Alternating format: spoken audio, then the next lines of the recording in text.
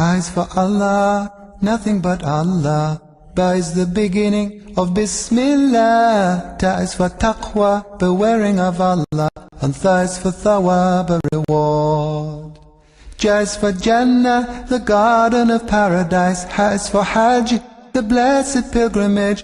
Kha is for Khatem, the seal of the prophethood given to the Prophet Muhammad sallallahu alayhi wasallam. Da is for Deen, Al-Islam, religion with Allah since time began. Tha is for Dhikr, remembering Allah, and Ra is for the month of Ramadan. Began, Tha is for Dhikr, remembering Allah. إن الحمد لله سبحانه وتعالى ونحمده ونشكره ونستعينه ونؤمن به ونتوكل عليه ونعوذ بالله من شرور أنفسنا ومن سيئات أعمالنا إنه من يهدي الله فلا مضل له ومن يضلل فلا هادي له وأشهد أن لا إله إلا الله وحده لا شريك له وأشهد أن محمدا صلى الله عليه وسلم عبده ورسوله أما بعد السلام عليكم ورحمة الله وبركاته. We are welcome back to our program. Today we are going to be looking at another subset of al-waqf, that is endowment. We want to look at what are the qualities of waqf administrator. We have been talking about doing the right thing, talking about what are the conditions, what are the pillars, how do we do waqf. Importantly, we also mentioned that one of the conditions of waqf is for us to have in place somebody appointed as the mutawalli, the trustee or the manager. So we want to be looking at what are those qualities expected, of a waqf manager or trustee.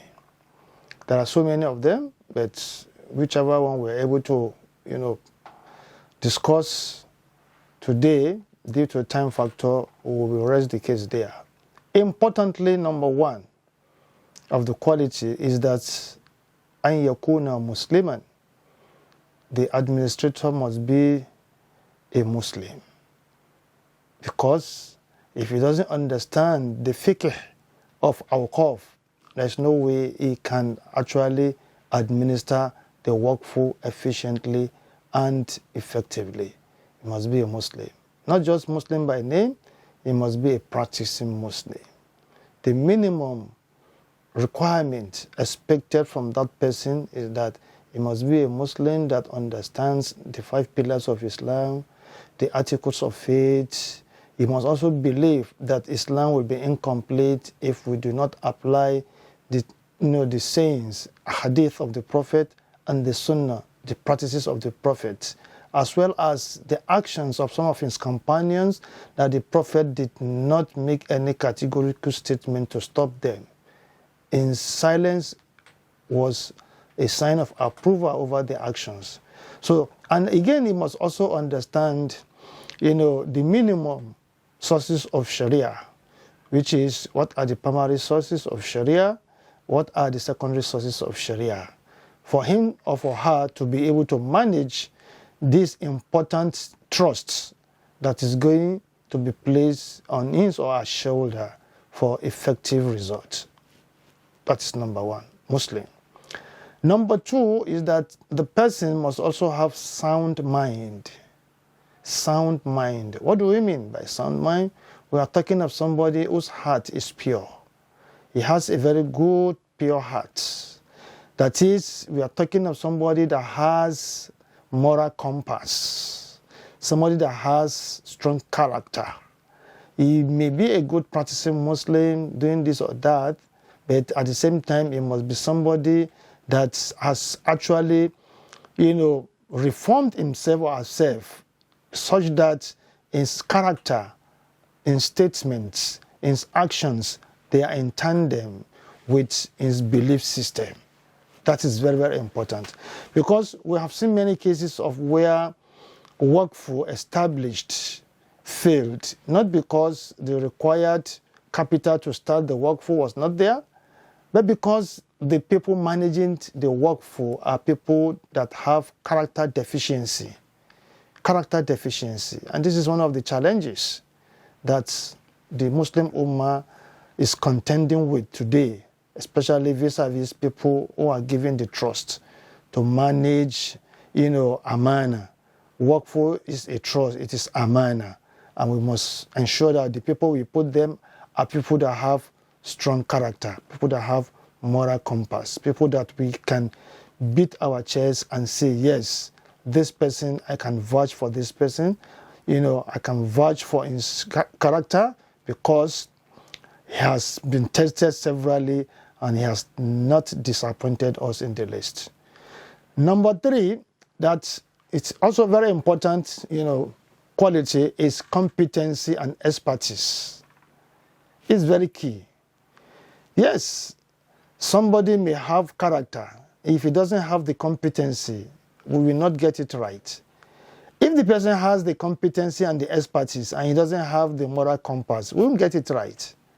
So that our case will not be the case of that person who fetched water with a basket and he was struggling.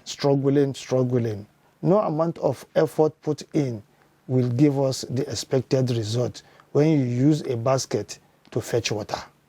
So that person must have competency and expertise. And we can always look at this from the Quranic point of view, especially if you look at Quran chapter 28, Surah Al-Qasas, the case of Prophet Shuaib, and his daughter, and, with somebody that, he engaged to perform a very important responsibility or action for. When the daughter was telling the father, he said, "Ista'jiruhu, inna khayra man ista'jarta al-qawiyyu al-amin." That, hire him, because, the most qualified, inna khayra ista'jarta, the most better qualified person, you may want to engage is al-qawiyyu al-amin. It's somebody that has the competency, wal-amin, and moral compass. So we can see here that it is the combination. We must have the professional expertise, professional knowledge, competency, and qawiyul amin, and moral compass. So don't put people who do not understand the workability of the concept itself in charge of the workforce. They will mismanage. They will even demarket it, and even again cause lots of damages.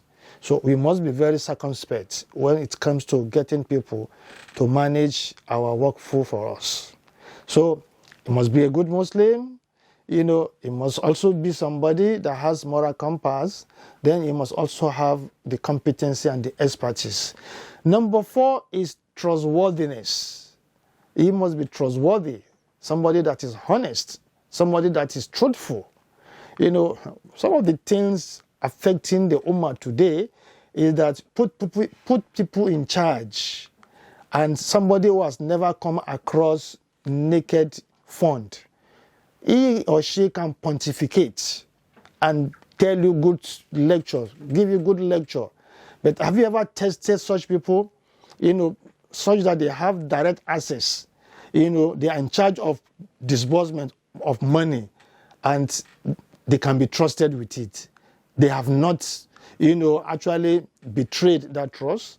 The case we have with some of our people today is very pathetic. It is not something that one wish to speak in the public space, but it is one of the challenges we are facing. So that trustworthiness is very key, because Allah himself did mention in Quran, especially if you look at Surah Al-Anfal verse 27, where Allah says, "Ya ayyuhalladhina amanu la takunu Allah wa rasulahu wa takunu amanatikum wa antum ta'lamun." Allah says, "Oh, you who believe, do not betray the trust of Allah and the messenger, and the trust amongst yourselves, even though you are fully aware." So trustworthiness is also very key. Honesty, truthfulness of the person, because the person is going to be managing, a lot of resources, for the less privileged people. So we need somebody that we can always be at home with in terms of, he or she managing it without, betraying the trust reposed in him or her. After that, number 5 is what is regarded as confidentiality, al-kitman. Confidentiality. This is where somebody will have opportunities to meet with a lot of well-to-do Muslims who wants to do work for silently. So one of the duties of a mutawalli or a trusted manager is that you must be in a position to be able to, uphold confidentiality. There will be certain very sensitive informations that will be given to you in terms of your having access with very, very influential personalities that they may not want what they are doing to be exposed. In terms of people knowing that A or B is the one doing this, they want to remain anonymous. And we must respect that. And you must also respect the official duties given to you that has given you access to very important, vital informations, which if you are not expected to divulge them to a third party, you must respect that. So it is in Islam. It is called kitman, confidentiality. So it is not somebody who is like a parrot that always just be saying a lot of things to people that do not even need it. So confidentiality of the work is very key. Number 6 is transparency. Transparency, the person must be transparent. That is, he must be able to give information accurately. He must not manipulate information. He must not manipulate figures. He must not manipulate, critical data so that he doesn't misinformed and mislead, those who he is responsible to. So the process of doing those things must be transparent, must be known, must be seen. That is key. The number 7 also, it must also be accountable. It must be accountable. He or she must be accountable, must be ready to give account. Don't say accountability lies with Allah. No, you are accountable to the stakeholders. You are accountable to the public. So if anyone comes to you and seek for information, you must be able to give the information because you are holding that position in trust for the people. And that is why the Prophet ﷺ used to admonish. He says, Hasibu anfusakum qabla an tuhasabu. That is, always give account, always assess, evaluate yourself before you are called to come and give account. It is very critical. Allah also mentioned in Surah Al-Ashr, where it says, Ya ayyuhalladhina amanu, O you who believe, taqullaha, be conscious of your responsibility. Wal tanzuru nafsum ma qaddamu ligad. And let every soul look at what he or she is putting forward against tomorrow. Wattaqullaha. Allah again says, be conscious of your duty. Inna Allaha khabirun bima ta'amalun. Allah will give you detailed account of your work in the hereafter. Number 8 is physical fitness. The person must be physically agile, must be fit for the responsibility, because we are talking about awqaf, endowment. It is critical. The Prophet said, sallallahu alaihi wasallam, al-mu'min al-qawiyyun ahabbu illa Allah min al-mu'min al-da'if. That Allah, Allah loves the most physically fit believer against the weak one. So we must ensure that we are physically fit, for this responsibility. And number 9 also is innovative. You must be creative. And then number 10 is you must have the entrepreneurship skill. The whole essence of the workforce is to be able to put the money in a proper investment, space that will give you better returns. And that it is the return that will be used to provide the social services. We only hope that with this few we have said today, some of us that have started it can again begin to start, doing a revision to review our situation for better performance. Until we come your way next time, أقول قولي هذا وأستغفر الله والسلام عليكم ورحمة الله تعالى وبركاته. Began, that is for dhikr, remembering Allah. Wakfu!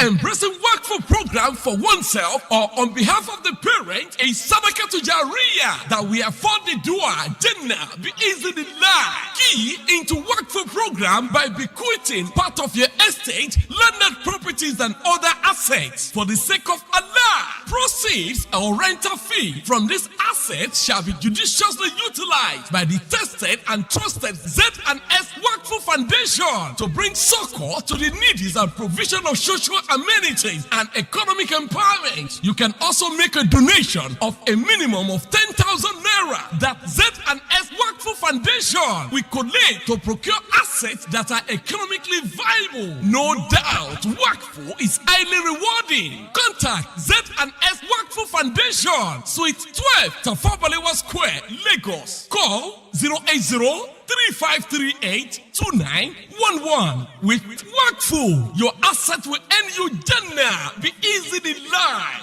Be a partaker. Began, that is for dhikr, remembering Allah. Zakat is the third pillar of Islam. It is a religious obligation on Muslims with the means to fulfill the criteria of this act of ibadah. Paying zakat does not only purify the wealth of a Muslim, but also a means to amass the abundant reward of Almighty Allah, as well a strategic measure to help the needy in the society. To this end, Zakat and Sadaqah Foundation organized a seminar for school owners and management in order to educate them on the appropriate ways of paying zakat. Our honorable proprietor and proprietors state, and those of us who are recording here, one capacity or the other, I say Assalamu alaikum wa rahmatullahi wa barakatuh. The executive director of Zakat and Sadaqah Foundation, Prince Sulaiman Olagunju, expressed his concerns for out-of-school children, especially orphans, and urged all Muslims capable of paying zakat to do so in order to continuously help the indigents in the society. The goal of zakat, which we all know, is to actually eradicate poverty.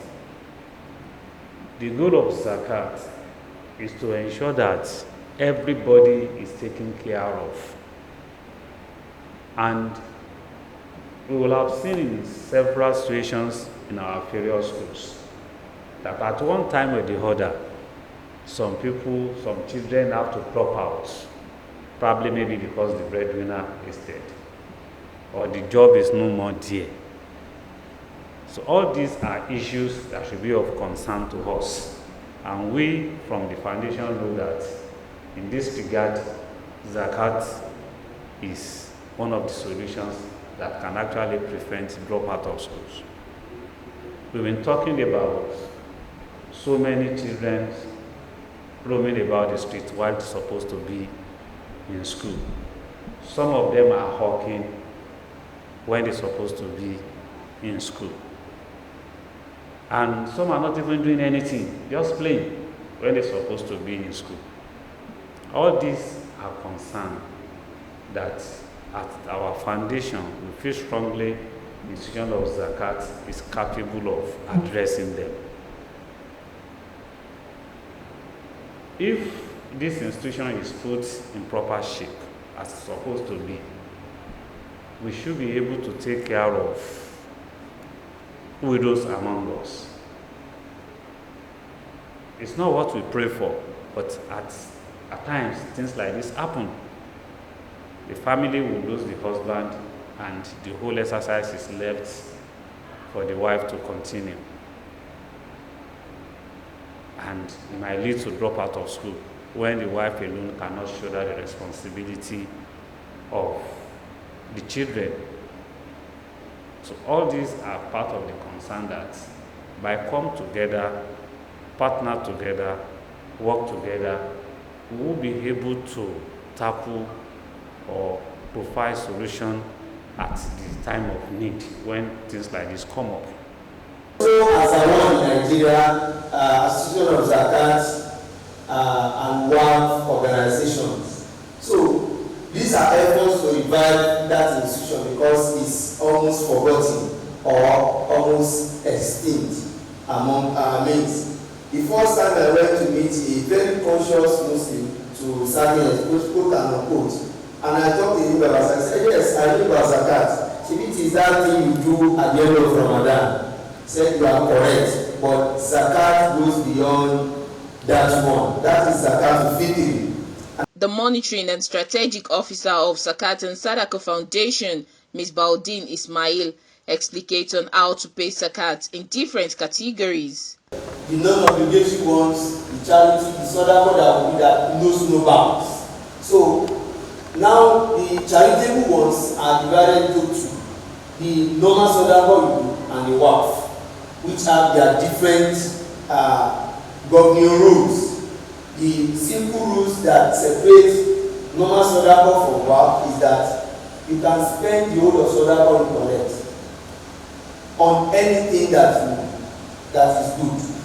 Whereas waqf, you can't spend everything because you only spend the profit from the sadaqah you get after you have invested. There is zakat fitri that we call zakah in Ramadan. So now, to break down those things that I've said about the things you pay zakat on, mineral resources. Any form of mineral resources are zakatable. Then for those who have Muslims owned companies, establishments, whether it's bank or financial houses, insurance company, manufacturing companies, then salaries is also zakatable. For today, when I think there are some 3-4 weeks ago, 7 teachers in Lagos, I don't know others in Lagos State government teaching service, they also need to pay zakat. But any salaries that is earned that is zakatable is also qualified to pay zakat. Muslim institutions or establishments like our own schools, prosperous traders, farmers, artisan that are Muslims, all of them are also zakatable. These are the ways they categorize zakat in the modern time to be able to cover the things that are not hitherto mentioned in the hadith. It was time for question and answer segment. Is it possible for us that trade in students to pay our zakat through giving scholarship to the number of, maybe by the time we calculate the number of students we are having, because of the giving, say, 1, 2, 3, 4 students to be able to cover up my zakat for this year? Okay, and I say give scholarship to 4, 5, 6 students, which I think will be able to cover my zakat for that year. Is it possible? The issue of whether one can now use his zakat, say, as scholarship to students, the implication of that is your zakat will be one-sided, and you are the sole determinant of that your zakat and the beneficiary. One-sided in that other categories of beneficiary of zakat will never benefit from your own zakat except one category. So what is intended is for zakat to go around as many people as possible. So, but one thing I always tell people about zakat you are paying and from the wealth you are paying it. Let me assume the profit of the school is 3 million and it's paying 75,000. How many of us will benefit from that 75,000 in a year? If the school fees of that school is 25,000 per term, just one person. I don't know whether I understand what I'm trying to analyze. If the zakat you are paying is 75,000 annually, even per term, and your school fees is 25,000 per term, even one orphan cannot benefit fully from your zakat. Participants have this to say about what they have learned from the seminar and how they intend to make use of the acquired knowledge. It's okay, it's a good thing that opens somebody's eyes to what you don't know about in terms of zakat and sadaqah. I've learned a lot. I've learned that paying zakat will increase your wealth. And I've learned that paying zakat assists the vulnerable ones, those that are the needy. And I also have learned that zakat is a kind of sacrifice that purifies your wealth. Really, I've made up my mind. I'm going to consult the Zakat and Sadaqah to put me through how we're going to make it a thing to be paid in our school, preparing our accounts and make sure if we are zakatable in terms of the profits, we are going to start paying that, inshallah. My message to them, I really want to say a big jazakumullah khairan to them, because they are really doing a wonderful work by taking it as a challenge that they want to start going out, enlightening people about what zakat and sadaqah it's all about. It's a big work they are doing, and I want to really appreciate them and greet them all, that Allah will grant them the reward here and the hereafter. I actually come for Zakat assessment seminar, and one has actually learned that is more or less like forgotten pillars of Islam, that Muslims, especially the school owners, will have to take much more importance. It's one of the pillars of Islam. Most of the experience of running schools is such like it's like a rat race from project to project. So most school owners tend not to have raw cash, with them at the end of the term or session. But gradually they acquire, they tend to accumulate assets, and they just have to be very, very meticulous and careful and cautious to be able to factor in the role of zakat. It's actually something that is very, very low. They should keep up the good work. It's just to keep up the good work. We've seen the organization here and there doing a lot of wonderful things over the years. Allah is the best in giving reward. Well, khairan wa azam ajran. He's the best in giving reward. Just one is actually delighted by the work of these organizations and those behind it. May Allah continue to make the organization to go higher and higher. Zakat calculation or Zakat understanding is an ongoing project. It's never a project that is concluded. As long as we are living, the institution of Zakat will have to continue, just as we are praying 5 times daily. So it is onus, it is compulsory for us. It's one of our responsibility to go out to encourage them to pay the zakat, and we are equally going to discuss modality of making this an annual event between us and the school owners.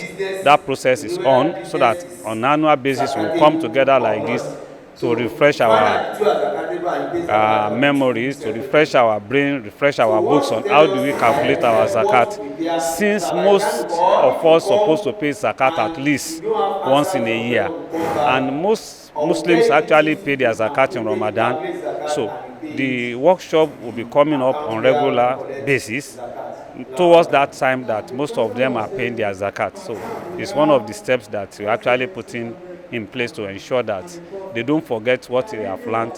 And other effort is we have given them opportunity of inviting us anytime they need our service. We are there to assist any conscious person that want to calculate the zakat.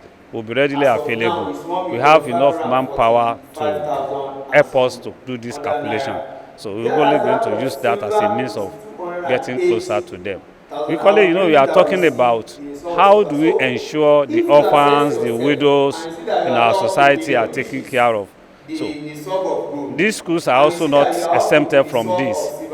So attention will equally be given to their widows, the orphans, so that we will not have out of school as a result of the loss of breadwinners. Zakat and Sadaqah Foundation appeal to zakat payers to pay their zakats to the foundation for abundant reward of Allah. Began, that is for dhikr, remembering Allah.